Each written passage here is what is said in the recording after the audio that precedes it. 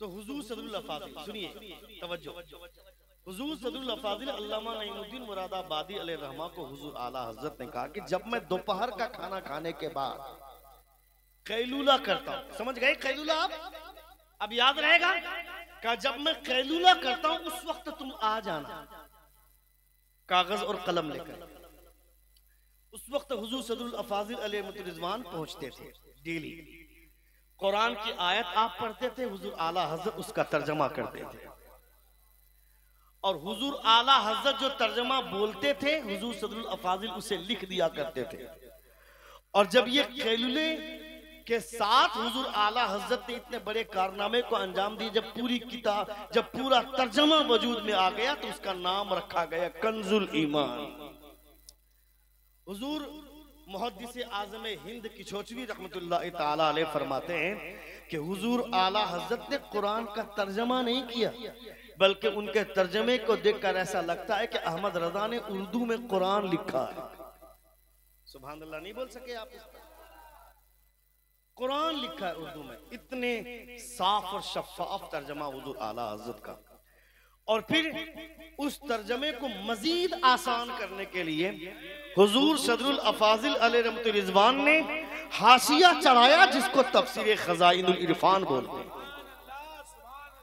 कभी कभी अगर आप सिर्फ तर्जमा पढ़ेंगे और हाशिया नहीं पढ़ेंगे तो मुमकिन है बहुत सारी बातें ऐसी हैं जो आपकी समझ से परे हों।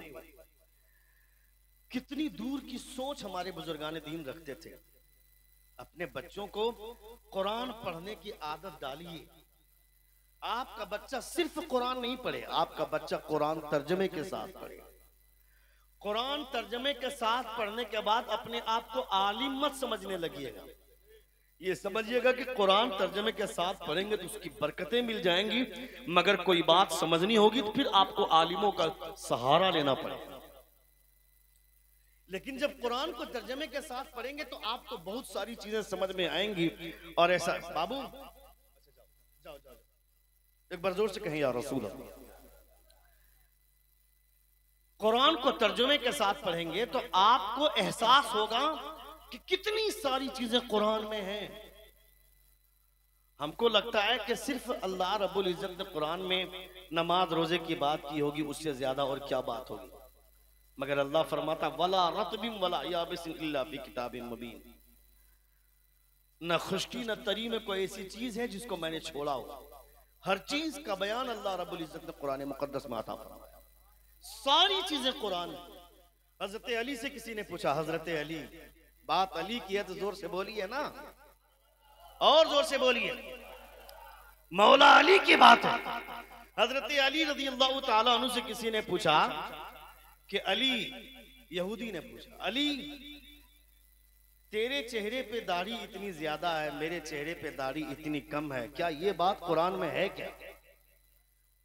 जबकि बोलता है कुरान में हर चीज है, ये बात कुरान में है क्या? हजरत अली फरमाते यकीनन कुरान में। का कैसे?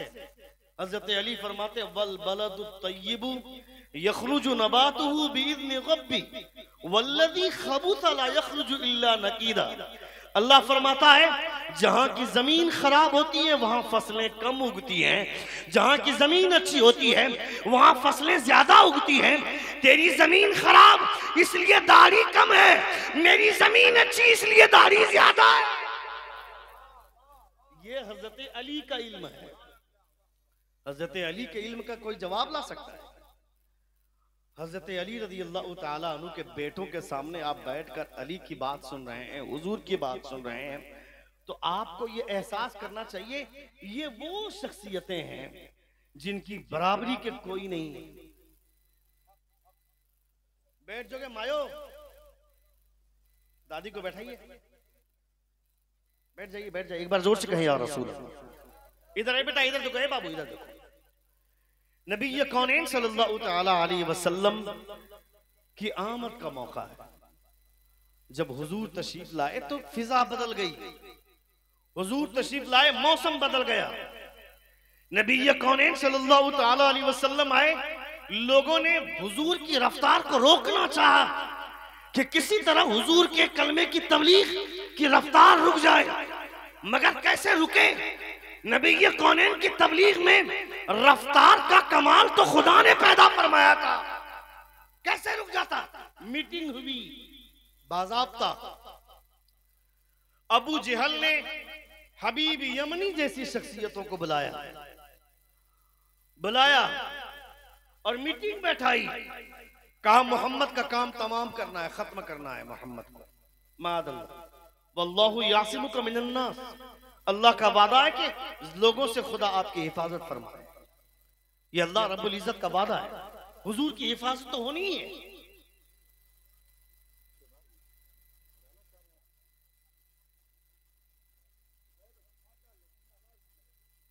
बोलूं 5-10 मिनट बोलूं? कितने लोग सुनना चाहते हैं? जरा एक बार जोर से कहें या रसूल अल्लाह। बात हो गई।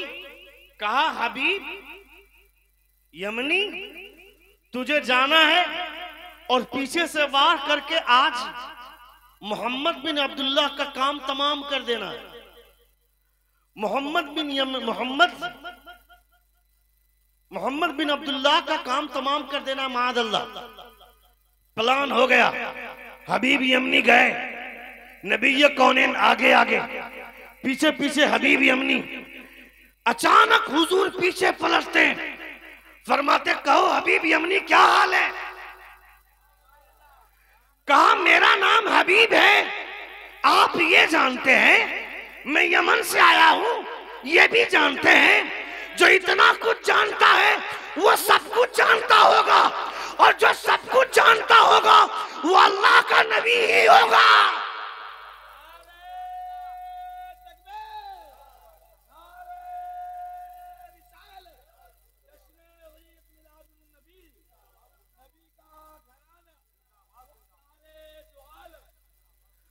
जब गया था हबीब यमनी तो धीरे धीरे, जब कोई किसी को मर्डर करने जाएगा तो धीरे धीरे जाएगा ना, और जब लौट कर आएगा तो काम हो गया, तेज से आएगा।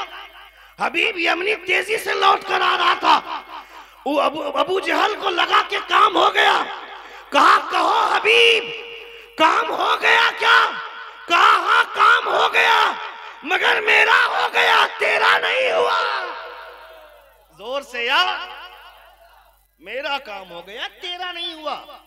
मैंने हुजूर का कलमा पढ़कर अपने आप को इस्लाम में दाखिल कर लिया, तुमको ये कलमा नसीब नहीं।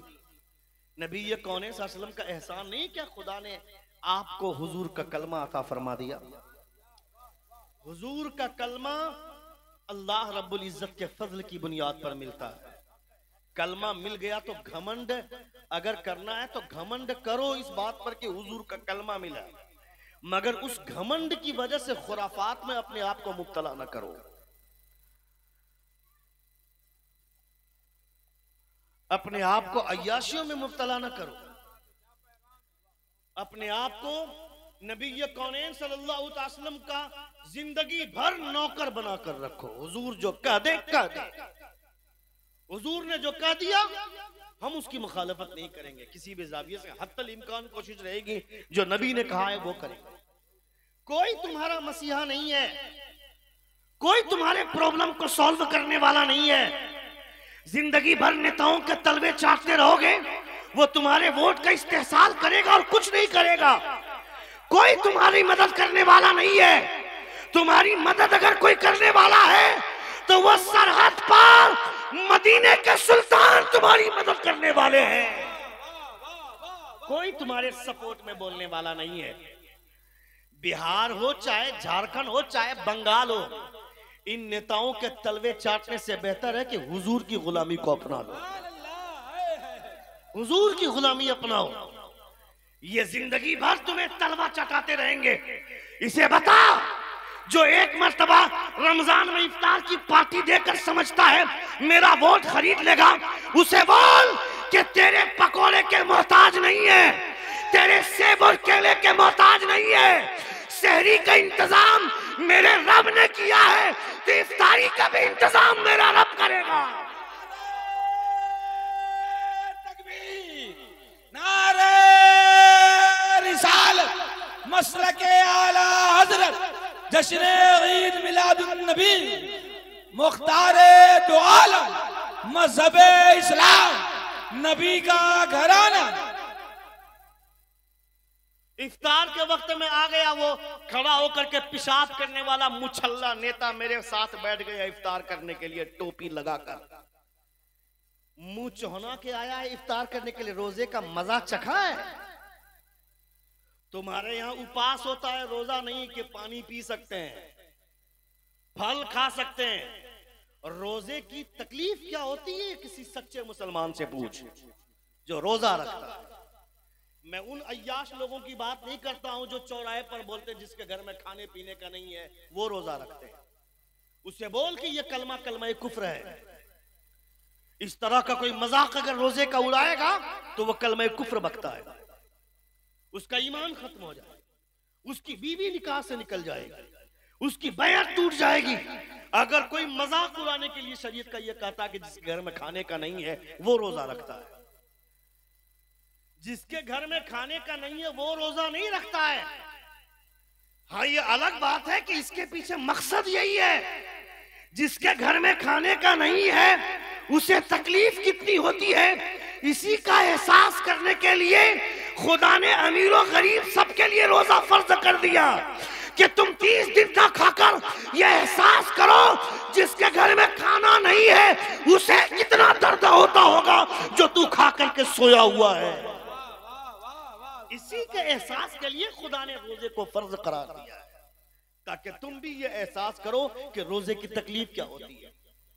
उसे कहो कि बैठकर कभी साथ में इफ्तार किया है तो रोजा भी रख ले, नहीं रख पाएगा वो रोजा। मगर मुसलमान चापलूस है ना, 50,000 वहां से दिया इफ्तार का पैसा, 15,000 का पकोड़ा ला करके मोहल्ले में गरीबों को बांट दिया और 35,000 रुपया ढकोच लिया, ईद तक डकार भी नहीं मारता है वो लुच्चा। उसके पूछ कि अपनी बीवी को 5,000 का कपड़ा खरीद कर दिया, अपने बेटे को 10,000 के जोड़े खरीद कर दिया, तेरे बाप के पैसे हैं क्या? ए जालिम, नेताओं के तलवे चाट कर पैसे लाया है और गरीबों का हक मारकर अपनी बीवी को कीमती जोड़ा दिया है। इसमें बहादुरी नहीं है, बहादुरी तब होती सबको बराबर बांट देता और उसके बाद सबके लिए इंसाफ करता तो बहादुरी होती। नारे तकबीर, नारे रिसालत, जश्न ईद मिलादुन नबी, मजहब इस्लाम, कवानीन इस्लाम। सुन रहे हैं आप? सुन रहे हैं? कितने लोग सुन रहे? जरा हाथ उठाकर कहें या रसूल अल्लाह। अभी आए थे कुछ दिन पहले डोनाल्ड ट्रंप भारत, दीवार उठाई जा रही थी, किस लिए? गरीबी छिपाने के लिए। इनको मालूम नहीं गरीबी छिपाई नहीं जाती है, गरीबी मिटाई जाती है। जोर से बोलिए, गरीबी छिपाई नहीं जाती है, गरीबी मिटा, गरीबी का ऐलान किया जाता है। नबी कौनैन ने अपनी गुर्बत का ऐलान किया। हुजूर फरमाते हैं कल कयामत के मैदान में अमीर हिसाब देता रह जाएगा और अमीरों से 500 बरस पहले गरीब मेरे साथ जन्नत में चला जाएगा। ये हुजूर कहते हैं। कौन गरीब?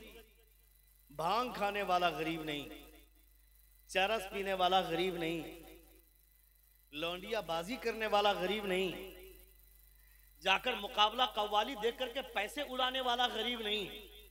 ऐसा गरीब जो आजान सुन करके मस्जिद में कदम जमाता हो, सूखी रोटियां खाकर गुजारा कर लेता हो मगर नबी की सुन्नत को कत्ल करना गवारा ना करता हो, ऐसा गरीब अमीरों से 500 बरस पहले जन्नत में जाएगा। नबी कौनैन ने इसका ऐलान किया है। कहा आयशा, ये उहुद का पहाड़ देख रहे हो? उहुद का पहाड़ जिन लोगों ने देखा उनसे पूछिए, उहुद का पहाड़ बहुत ऊंचा नहीं है लेकिन लंबा बहुत है, बहुत लंबा है। कहा उहुद का पहाड़ देख रहे हो आयशा? कहा है रसूलुल्लाह देख रही हूं। हुजूर फरमाते आयशा, अगर मैं चाह लूं तो ये उहुद का पहाड़ मेरे पीछे पीछे सोना बनकर चलने लगे। आहा, सोना बनकर चलने लगे। हुजूर ने चाहा नहीं, सिर्फ कहा तो आज भी सऊदी में सबसे ज्यादा सोना पाया जाता है। अगर हुजूर चाह लेते तो क्या होता? हुजूर ने चाहा नहीं, लेकिन हुजूर क्या कहते हैं? मैंने गुर्बत को पसंद किया है। ये जो दीवार उठा रहे हैं, उठाई जा रही थी कि ताकि डोनाल्ड ट्रंप देख नहीं पाए कि इधर गरीबी कितनी है। मैं कहता हूं गरीबी छिपाई नहीं जाती, गरीबी मिटाई जाती है। देखना है तो देख, हजरत उमर बिन अब्दुल अजीज का दौर देख। जोर से एक बार जोर से कहें या रसूल अल्लाह। हजरत उमर बिन अब्दुल अजीज, हुजूर ने एक जुमला फरमाया है ना कि ज़कात अदा करने में जल्दी करो, वरना एक वक्त ऐसा आएगा ज़कात की रकम लेकर के दौड़ेगे, कोई लेने वाला नहीं मिलेगा, कहेगा कल आएगा, कल आए होते तो ले लिया होता, आज तो मैं खुद साहिब निसाब हूं। ये दौर आएगा, मगर एक बार हजरत उमर बिन अब्दुल अजीज के दौर में आ चुका है। जोर से, हजरत उमर बिन अब्दुल अजीज के दौर में आ चुका है। उमर बिन अब्दुल अजीज के दौर में गरीब नहीं मिलते थे, क्योंकि इंसाफ का तराजू उनका इतना हम पल्ला होता। एक कपड़ा बेचने वाला आया, कहा सस्ता कपड़ा दिखाओ, दिखाया। कहा इससे सस्ता दिखाओ, दिखाया। कहा इससे सस्ता दिखाओ, दिखाया। कहा इससे भी सस्ता दिखाओ। कपड़ा बेचने वाला उमर बिन अब्दुल अजीज के चेहरे को कहा बात क्या है, घूर घूर कर मुझे क्यों देख रहे हो? वो कपड़ा बेचने वाला कहता है आज से कुछ दिन पहले इसी दरवाजे पर आया था, यही मकान है और आप ही वो आदमी है। मैंने कपड़ा दिखाया था, आपने कहा था इससे महंगा दिखाओ, मैंने दिखाया। आपने कहा इससे महंगा दिखाओ, मैंने दिखाया था। आपने कहा था इससे महंगा दिखाओ, मैंने दिखाया था। यानी मेरे पास जो सबसे महंगा कपड़ा था वो आपने लिया था, मगर आज सबसे सस्ता कपड़ा लेने के पीछे रीजन क्या है? उमर बिन अब्दुल अजीज कहते हैं उस वक्त मैं बादशाह नहीं था, उस वक्त मैं बादशाह नहीं था, इसलिए महंगे कपड़े पहनता था। आज मैं बादशाह हूँ, सस्ता कपड़ा पहनूंगा तो मेरी रियाया भी सस्ता कपड़ा पहनने में शर्म महसूस नहीं करेगी। जब मेरा बादशाह सस्ता कपड़ा पहनता है तो हमें पहनने में क्या हर्ज है?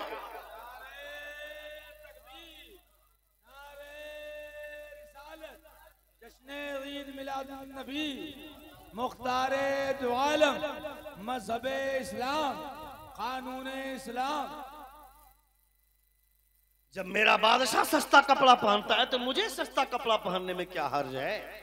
खिलाफत राशिदा में नहीं है उमर बिन अब्दुल अजीज, मगर खिलाफत राशिदा में उनको शुमार किया जाता है उनके इंसाफ की वजह से। हजरत उमर बिन अब्दुल अजीज के भी जरा से थोड़ी सी कहानी सुन लो। सुनना चाहते हैं आप? कितने लोग सुनना चाहते हैं? जरा हाथ उठाकर कहें या रसूल अल्लाह, और एक बार कहें या हबीब अल्लाह। बड़े अच्छे लोग। कल भी मुझे मजमा बहुत अच्छा मिला था और आज भी मुझे लगता है कि मजमा बहुत अच्छा है मेरे सामने। जब ऐसे लोग में बैठते हैं, मुझे शुरू में थोड़ा सा हौसला पस्त हो गया था, इसलिए मैं थोड़ा सा गुस्सा किया था, बुरा नहीं मानिएगा। मैं माफी नहीं मांगूंगा क्योंकि बात में हक बोलता हूं, समझ रहे हैं?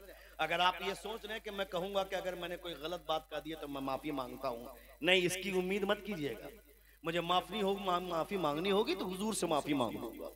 जोर से बोले, क्योंकि मैंने आपको बुरा नहीं कहा, मैंने आपको समझाने के लिए आपके ज़मीर को झिंझोड़ा है। ये गलत नहीं है, ये सही है। अल्लाह रब्बुल इज्जत आप तमामों की, हम तमामों की खुदा हिदायत अता फरमाए। जोर से कहें आमीन। एक बार कहें या रसूल अल्लाह। हजरत उमर रातों को गश्त करते थे, रात में गश्त करते थे हजरत उमर। गश्त करने के दौरान एक खातून की आवाज आई। उस खातून ने कहा, तवज्जो इधर मेरी तरफ दे बेटा, इधर देखो। एक खातून ने कहा कि दूध में पानी मिला दो, बच्चे सो जाएंगे पीकर। दूसरी खातून जवाब देती है कि दूध में पानी मिलाने से उमर ने मना फरमाया। जोर से बोले। वो खातून बोलती यहां उमर देखने के लिए थोड़े आ रहा है। वो खातून बोलती उमर नहीं देख रहा तो क्या हुआ, उमर को पैदा करने वाला खुदा देख रहा है। जोर से बोलना था इस पर। या अल्लाह, इतना कैमरा वाला इधर भी बाप रे बाप। कैमरे वाले सुभान अल्लाह नहीं बोलते हैं क्या? बोलकर बताइए एक बार, और एक बार बताइए। आप लोग चुप रहिएगा, इधर वाले और इधर वाले बोले, जरा बोल करके बताइए दोनों। आप लोग बोलिए, अच्छे लोग हैं माशाल्लाह। एक बार जोर से कहें सारे लोग सुभान अल्लाह। एक बार कहें या रसूल अल्लाह। कहा उमर नहीं देख रहा तो क्या हुआ, उमर को पैदा करने वाला खुदा देख रहा है। हजरत उमर ये गुफ्तगू सुनकर वापस चले गए, घर गए, वजीर को सुबह भेजा, कहा पता करो वो खातून कौन है जो ये बोल रही थी दूध में पानी मिला दो, उमर देखने नहीं आ रहा है। और वो खातून कौन थी जो ये बोल रही थी उमर नहीं देख रहा तो क्या हुआ, उमर को पैदा करने वाला खुदा देख रहा है। वजीर गए, पता लगा कर आए, उमर से कहा है अमीरुल मोमिनीन, जो खातून दूध में पानी मिलाने की बात कर रही थी वो उस घर की एक बूढ़ी औरत है और उसी की एक बेटी है जो अब तक कंवारी है। उसी ने कहा था कि उमर नहीं देख रहा है तो क्या हुआ, उमर का खुदा देख रहा है। इतना सुनना था, उमर ने अपने बेटों को बुलाकर लाइन में खड़ा कर दिया। कहा तुम में से कौन है जो उस लड़की से निकाह करना चाहता है, जोर से, तुम में से कौन उससे निकाह करना चाहता है। एक बेटे ने कहा मैं निकाह करना चाहता हूँ। हजरत उमर ने अपने बेटे का निकाह उस लड़की से करवा दिया। खुदा ने उसकी कोख से एक बेटी पैदा फरमाई, फिर उसकी कोख से एक बेटी पैदा हुई, फिर उसकी कोख से एक बेटा पैदा हुआ जिसको दुनिया उमर बिन अब्दुल अजीज के नाम से जानती है। जब अच्छी लड़की, जब अच्छे कैरेक्टर की लड़की को ब्याह करके घर लाया जाता है तो इस तरह के फल अल्लाह रब्बुल इज्जत अता फरमाता है। खूबसूरत बीवी चाहिए, गोरी चमड़ी तुमको चाहिए, क्या करेगा, गाल धोकर पिएगा, चाहे उसका कैरेक्टर जैसा भी हो। 24 घंटा फिल्में देखती रहे, सिनेमा देखते रहे, बेवकूफ, खूबसूरती के पीछे न जा, वरना तू काम करके घर लौटेगा, रात में बीवी को बोलेगा खाना दे, तो ये तेरी अय्याश बीवियां कहेंगी मेरे सरताज रुक जाइए ना, ये सीरियल हफ्ते में 2 दिन आता है, उसका आखिरी प्रचार चल रहा है, खत्म होने दीजिए, खाना दे दूंगी। अगर इस तरह की आवारा लड़कियां लाएगा तो यही कहेंगी, मगर नेक बीवी को लाएगा, जब तू घर आकर खाना मांगेगा नेक बीवी कहेगी मेरे सरताज रुक जाइए ना, अब तक मैंने भी ईशा की नमाज नहीं पढ़ी है, आपने भी नहीं पढ़ी है, चलिए दोनों साथ में ईशा भी पढ़ते हैं, उसके बाद साथ बैठकर खाना खाएंगे। नारे रिसालत, जश्न ईद मिलादुन नबी, मजहबे इस्लाम, नबी का घराना, क्या पैगाम है भाई, जिंदाबाद। कभी ऐसा होता है कि तुम्हारे घर में ऐसा कभी सुनने को मिलता है कि रुक जाइए हमने भी ईशा की नमाज नहीं पढ़ी, आपने भी नहीं पढ़ी, दोनों पर साथ में पढ़ते हैं, उसके बाद साथ बैठकर खाना खाएंगे तो उस खाने में लज्जत और बरकत दोनों आसमानी होगी। ऐसे कभी घर में माहौल बना है? नहीं बना है। कभी आपकी बीवी आपको बोली है नमाज अजान हो रही जाइए नमाज पढ़ने के लिए? कल अगर गवर्नमेंट ऐलान कर दे अजान सुनने के बाद नमाज पढ़ने नहीं जाओगे तो आधार कार्ड से नाम काट दिया जाएगा, वोटर लिस्ट से। अगर इस्लामी हुकूमत होती तो इस तरह के फार्मूले इस्तेमाल किए जा सकते थे, मगर यहां ऐसे फार्मूले तो इस्तेमाल हो नहीं सकते हैं। लेकिन सोचो अगर मेरी बीवी मुझको जगाएगी तो क्या होगा? कभी कहा तुम्हारी बीवी ने कि जाओ नमाज पढ़ने के लिए? अगर बीवी कह दे तो शौहर आंख लाल करता है, तुमको तमीज नहीं है, तुम बताओगे मुझको नमाज पढ़ना है कि नहीं पढ़ना है, मेरे ऊपर फर्ज है, मैं जानता हूं, आइंदा मुझको नमाज के बारे में मत बोलना, मुझे खुद जब पढ़ना होगा मैं खुद पढ़ूंगा। बीवी बेचारी क्या करेगी? वो खामोश हो जाती है। फिर वो सोचती है कि अगर हम ज्यादा दबाव डालेंगे तो कल हमको बोलेगा तुम भी पढ़ो, तब हम कहां जाएंगे? चोर चोर मुसेरा भाई, न तुम पढ़ो ना हम पढ़ेंगे, घर में कोई नहीं पढ़ेगा। जब हम नहीं पढ़ेंगे मेरी बीवी नहीं पढ़ेगी। मैंने अपनी बीवी से कहा नमाज नहीं पढ़ोगे तुम्हारे हाथ का खाना नहीं खाऊंगा। कभी ये ताकत इस्तेमाल करके देखी आपने? नहीं इस्तेमाल किया। इस्तेमाल करके देखिए, कसम खुदा कि आपकी बीवी नमाजी बन जाएगी। जोर से और जोर से मगर तुम्हें फर्क क्या पड़ता है? कभी तुम्हारे घर में ऐसा हुआ कि तुम घर में खाना खाने बैठे हो, तुम्हारे सर पे टोपी नहीं है और तुम्हारे बेटे ने 5 साल के बच्चे ने आकर के सर पे टोपी रखकर कहा हो कि अब्बू जान टोपी पहनकर खाना खाइए, हुजूर की सुन्नत है? कभी कहा तुम्हारे बेटों ने?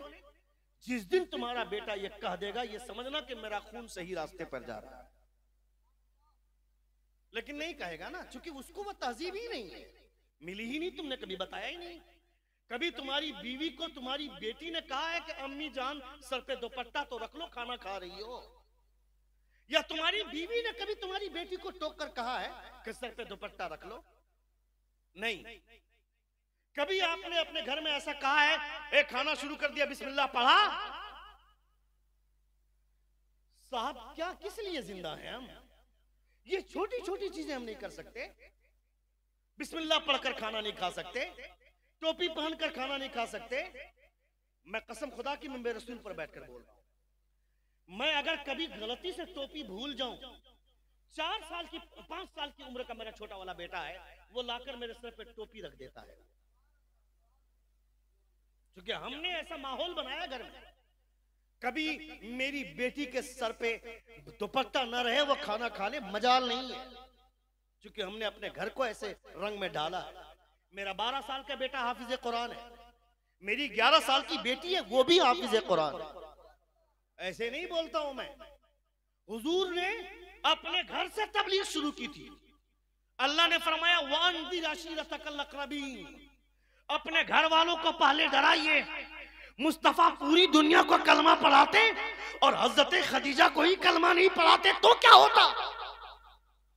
हजरत अली रसूल दी वक़ार की किफालत में थे, अली को ही न कलमा न पढ़ाते हुजूर तो क्या होता? लोग ताने देते, इसलिए खुदा ने इस एतराज के दरवाजे को बंद कर दिया।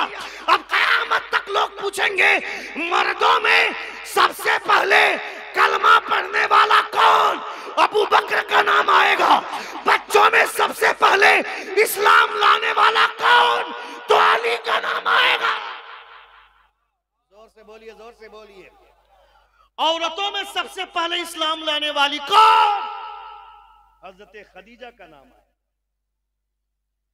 नबी ये कौनैन ने पहले अपने घर वालों को डराया। आप अपने घर से तबलीग की कोशिश कीजिए। तबलीग के लिए 15,000 का साउंड सिस्टम, 40,000 का शामियाना, 25,000 की लाइट की जरूरत नहीं है। तबलीग के लिए आपकी जबान का हिलना और अपने घर को संवारने के लिए एक मकसद रखना ही काफी है। आप सोचकर शुरू तो कीजिए। कल से इंशाअल्लाह ताला सारे लोग टोपी पहनकर खाएंगे। जोर से बोलिए। दस्तरखान कितने लोग इस्तेमाल करते हैं? एक साहब ने हाथ उठाया। घर में दस्तरखान इस्तेमाल नहीं करते आप? कहां हैं आप? दस्तरखान इस्तेमाल नहीं करते आप? जब कोई मेहमान आता है तो दस्तरखान बिछाते हैं आप, वो भी कौन दस्तरखान? Use and throw. शादी ब्याह में यूज एंड थ्रो दस्तरखान इस्तेमाल होता है, कागज वाला। खाना खा लिया, लपेट के फेंक दो। 2-4 मेहमान आए तो जेंटलमैन दस्तरखान इस्तेमाल होता है। दस्तरखान पे ही लिखा होता है शुक्र खालिक का अदा कर आमदे मेहमान पर, रिज़्क़ अपना खा रहा है तेरे दस्तरखान पर। ये शेर लिखा होता है। आदमी खाना खा रहा है, गोश्त खाया, हड्डी फेंका, जाकर लफ्ज़ खालिक पर गिराई, हड्डी गिर गई। और खालिक कौन है? अल्लाह रब्बुल इज्जत के अस्माए हुस्ना में से है। हुवल्लाहुल खालिकुल बारिउल मुसव्विरु लहुल अस्माउल हुस्ना। अब आप सोचो, खाना खा रहे हैं खुदा के दिए हुए रिज़्क़ पर, और उस खाना को खाते हुए अल्लाह रब्बुल इज्जत के नाम की तौहीन हमने की। बताओ बरकतें कहां जाएंगी? बरकतें आएंगी घर में? इसलिए कोई लिखा हुआ दस्तरखान नहीं, प्लेन दस्तरखान इस्तेमाल करो। कैसा दस्तरखान? जोर से बोलो। प्लेन दस्तरखान इस्तेमाल करो। और प्लास्टिक व्लास्टिक का नहीं, कपड़े का दस्तरखान इस्तेमाल करो। प्लास्टिक का दस्तरखान भी दस्तरखान है, मगर वो सुन्नत नहीं है। कपड़े का दस्तरखान सुन्नत है। जोर से। कपड़े का दस्तरखान सुन्नत, और फिर लाल कपड़ा, लाल रंग का कपड़ा। बाजार जाइए और ऐसे ही लाल कपड़ा खरीद कर लाइए। 1 मीटर, घर में अगर 8-10 लोग हैं तो 1 मीटर, नहीं तो ½ मीटर कपड़ा खरीद कर लाइए। मेरी माएँ और बहनें यहाँ बैठी हैं, खवातीन, मैं उनसे भी गुजारिश करती हूँ कि सुबह जब आप जागिए तो अपने शौहर को पहली फुर्सत में कहिए कि जाइए बाजार से लाल रंग के कपड़े का दस्तरखान खरीद कर लाइए। फायदा क्या है बताऊं? बता दूं कि नहीं बताऊं? कितने लोग सुनना चाहते हैं? एक बार जोर से कहें या रसूल अल्लाह। ख्वाजा गरीब नवाज के पीरो मुर्शिद ख्वाजा उस्मान हारवनी फरमाते हैं, सुनिए, फरमाते हैं कि वो जो लाल दस्तरखान इस्तेमाल करने की आदत डाल लेता है, कल कयामत के मैदान में खुदा उसे जन्नती जोड़ा अता फरमाएगा। ये ख्वाजा गरीब नवाज के पीरो मुर्शिद ख्वाजा उस्मान हारवनी फरमाते हैं। अभी आप बहुत अच्छी जगह पे हैं। आप ख्वाजा गरीब नवाज के पीरो मुर्शिद ख्वाजा उस्मान हारवनी से पूछा गया था कि हमको ये कब पता चलेगा कि इस वक्त खुदा की खास तवज्जो मेरे ऊपर हो रही है? सुनना चाहते हैं कि नहीं? ये कब जानेंगे खुदा की खास तवज्जो हमारे ऊपर है? ख्वाजा गरीब नवाज के पीरो मुर्शिद जवाब देते हैं, फरमाते हैं जब दुनिया अपने बिस्तर पे सो रही हो, अपना काम कर रही हो, और उस वक्त तुम बैठकर खुदा और उसके रसूल का जिक्र कर रहे हो और सुन रहे हो, तो समझ लेना इस वक्त खुदा की खास तवज्जो मेरी जानिब है। इस वक्त आप खुदा की खास तवज्जो में, अल्लाह रब्बुल इज्जत का खास फजल आपकी जानिब हो रहा है।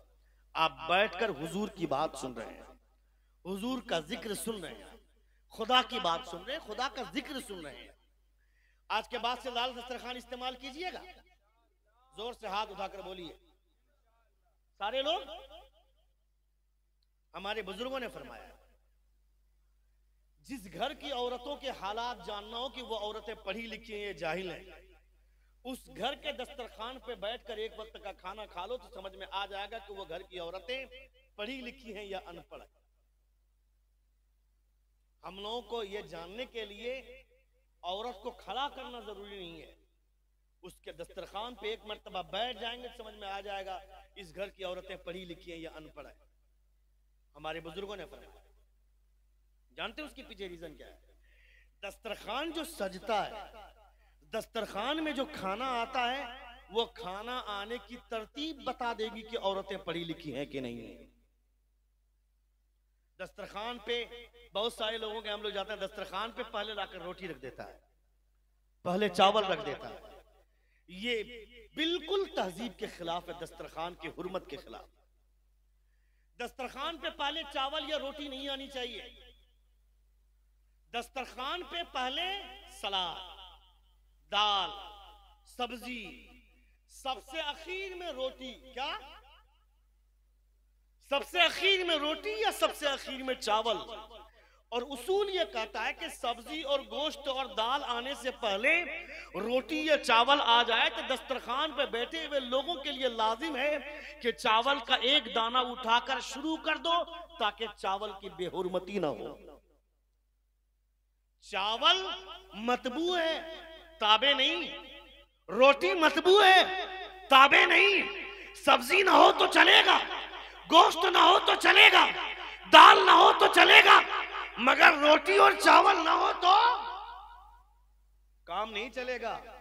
रोटी और चावल के हम मोहताज हैं। सब्जी दाल न रहे तो हम रोटी को पानी में भिगो कर भी खा लेंगे तो अली की सुन्नत अदा हो जाएगी। जोर से हजरत अली की सुन्नत अदा हो जाएगी। तो आज के बाद अगर आपके घर में कोई मेहमान आ जाए, उस मेहमान को खाना खिलाने के लिए बैठिएगा, दस्तरखान बिछाने से पहले हाथ धुला दीजिए। ये तरतीब है, सुन लीजिए। उसे हाथ धुला दीजिए। हाथ धुलाने से ये आमद का जलसा है तो रसूल की सीरत पर ही बात हो रही है। ये समझिए कि मतलब सीरत के हट के बात हो रही है। ये जो मैं बात कर रहा हूं हुजूर के तरीके बयान कर रहा हूं मैं आपको। पहले हाथ धुला दीजिए, उसके बाद दस्तरखान बिछा दीजिए, उसके बाद प्लेटें लगाइए, उसके बाद वो सारे लवाजिमात ला दीजिए जो चावल और रोटी के लिए है। आखिर में चावल और रोटी पेश कीजिए। उसके बाद अगर मेहमान मना कर रहा है कि बस इतने ही रहने दीजिए, जबरदस्ती 2 चम्मच मत डालो, खाना वेस्ट होगा। जो हम लोग बोलते हैं ना, 1 चम्मच लीजिए ना मेरी तरफ से, एक चम्मच। ए बेवकूफ, पेट उसका है कि तेरा है? ये जो जबरदस्ती उसके प्लेट में डालना, मेरी तरफ से तू खाएगा कि वो खाएगा? जबरदस्ती डाल रहा, खाना बर्बाद होगा। खाना बर्बाद मत कर, जितने की जरूरत है उतने ही दे। जब वो रोक दे तो रुक जा।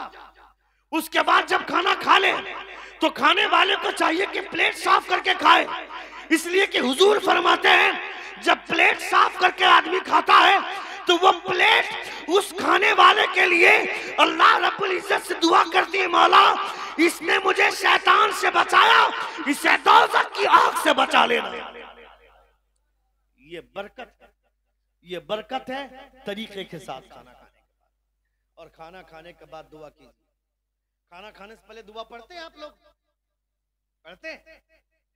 क्या पढ़ते हैं? बिस्मिल्लाह वाला बरकतिल्लाह, शॉर्टकट वाला पढ़ते हैं। कल से सीख लीजिएगा। आने वाले किसी भी वक्त अगर मैं तकरीर करने के लिए बैठूंगा तो मैं पहली फुर्सत में पूछूंगा खाना खाने की दुआ क्या है।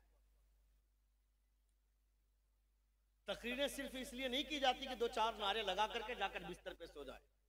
तकरीरें इसलिए होती हैं कि ताकि आदमी अपना भूला हुआ सबक याद कर ले, इसीलिए खिताब सुनना जरूरी है, इसीलिए सुनना चाहिए।